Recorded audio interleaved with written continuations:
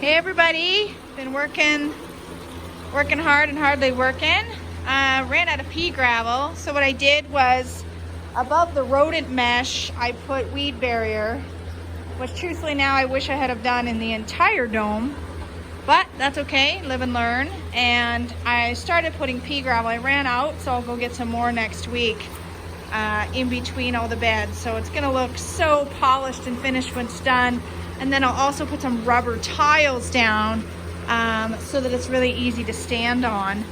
You know, everything's growing really fast. If you noticed, I put all these bamboo 4 feet to 6 feet, depending upon where they are and what plants they are, in the dome, because I'm gonna trellis everything that can be trellised. We'll be doing vertical gardening in here, because the great thing about vertical gardening is that you can actually get more grown in a smaller amount of space, which is fabulous. So we've been doing a lot over the last few days.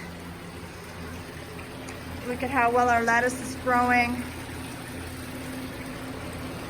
And so something that I really had to deal with over the last little bit here is that we were noticing some powdery mildew.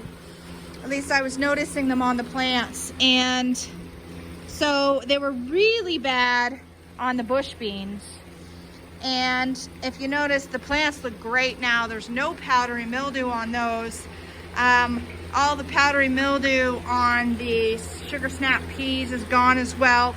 There's still a little bit on a couple of tomato plants. Not a lot left. Most of the powdery mildew is gone.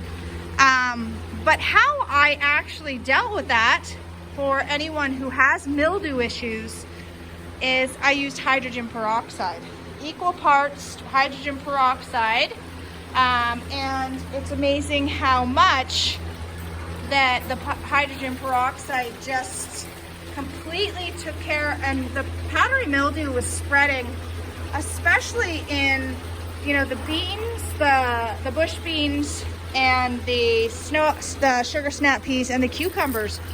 And if you look, the cucumbers are just, they're looking absolutely gorgeous. There's one here that I probably got a tiny bit of that powdery mildew left, but what I'll do is I'll hit those again with some hydrogen peroxide over the next few days and completely have that issue mitigated. And since putting the hydrogen peroxide in the soil, the plants have just absolutely exploded and grown.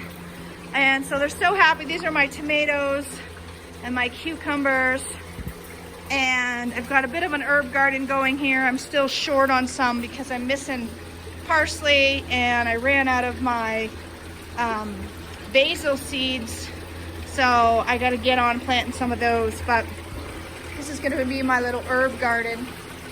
And my center bed, what I actually did here was I took the strawberries away from my front door of my house because we're going to be completely re-landscaping that.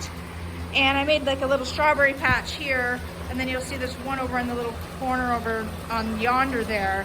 And that'll be a big strawberry patch or a little strawberry patch, depending upon how quickly they spread. And then what I put in the center here is actually, you'll see these taller growing. These are flowers. I can't reach there, so I thought, you know, let's put some nice pretty perennials there to keep the mason bees happy. They'll have lots of pollen and lots of flowers to be able to pollinate. And then in the garden as well, I put cabbage and some broccoli, and I only planted 3 things of zucchini for some reason. So I'm gonna have to get on some zucchini as well. The thing is a lot of these type of plants are actually gonna end up outside. I have a lot more seeds to do because they're cold hardy, so I'm gonna be putting them in the bed outside. But for now, this is where they are. And we'll add other cucumbers and zucchini and squash types that can trellis in this bed once we get those seeds started. Tomatoes are looking amazing. We've got lots of, these are all jalapeno peppers. And then we've got a bunch of sweet peppers. these will all be trellised. So they're gonna be, it's gonna look so great when they're trellising all up these beautiful bamboo shoots.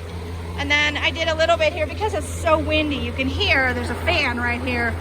Because of that, you know, I really couldn't do too much vegetables that I felt would be really affected by that. So I stuck with some root vegetables, some onions, some carrots.